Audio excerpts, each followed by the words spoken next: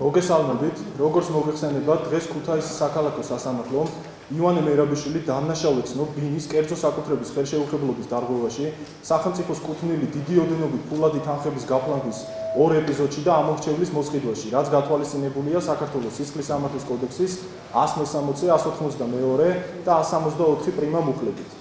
ასევე სასამართლომ გადააკვალიფიცირა ზურაბ ჭიაბერაშვილის ბრალდება და იგი დამნაშავედ ცნობს სამსახურებრივი გულგრილობისათვის, რაც გათვალისწინებულია საქართველოს სისხლის სამართლის კოდექსის 342 მუხლით.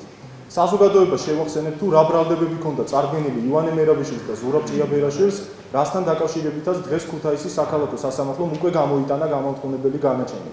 კერძოდ, საქართველოს შინაგან საქმეთა ყოფილმა მინისტრმა ივანე მერაბიშვილმა ბოროტად გამოიყენა თავისი სამსახურებრივი მდგომარეობა 2009 წლის მაისში უკანონოდ დაიკავა ხელვაჩაურის რაიონის სოფელ კვარიაჩი მდებარე კერძო საკუთრებაში არსებული აგარაკი, სადაც იგი ისვენებდა მის ოჯახის წევრებთან ერთად.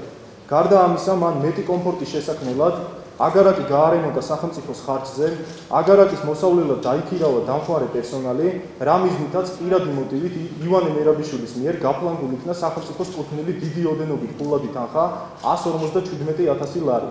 რაც შეეხება მეორე ეპიზოდს. 2012 წლის 5 ივლისს საქართველოს მთავრობის დადგენილებით დამტკიცდა სამუშაოს მაძიებელთა აღრიცხვის პროგრამა, რომლის მიზანს წარმოადგენდა სამუშაოს მაძიებელთა ერთიანი ბაზის შექმნა.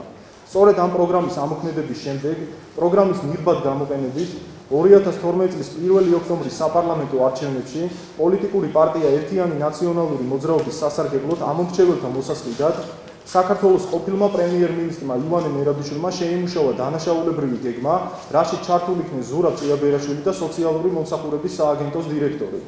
ამის შემდეგ სამუშაოს მაძიებელთა აღრიცხვის პროგრამის ფარგლებში გაფორმდა ხელშეკრულებები ნაციონალური მოძრაობის მხარდამჭერ 21,000 პირთან. ხელშეკრულებები იყო თვალთმაქცური, ვინაიდან მათი გაფორმება მიზნად ისახავდა სახელმწიფოს კუთვნილი ფულადი თანხებით ამომრჩეველთა მოსყიდვას. ამ გზით ივანე მერაბიშვილის მიერ გაფლანგული იქნა სახელმწიფოს კუთვნილი 5,240,000 ლარი. სასამართლომ დღეს სრულად გაიზიარა ბრალდების მხარის პოზიცია ივანე მერაბიშვილის ზემოაღნიშნულ დანაშაულებთან დაკავშირებით და იგი ცნო დამნაშავედ ხსენებულ ბრალდებებში და ამნისტიის შესახებ საქართველოს კანონის და სასჯელის თანხმის პრინციპის გამოყენებით მას სასჯელის სახე და ზომად განუსაზღვრა თავისუფლების აღკვეთა 5 წლის ვადით და ჩამოართვა თანამდებობის დაკავების უფლება 1 წლით და 6 თვის ვადით. ხოლო ზურაბ ჭიაბერაშვილს სისხლის სამართლის კოდექსის 342 მუხლით გათვალისწინებული ბრალდებისათვის განუსაზღვრა ჯარიმა 50,000 ლარის ოდენობით.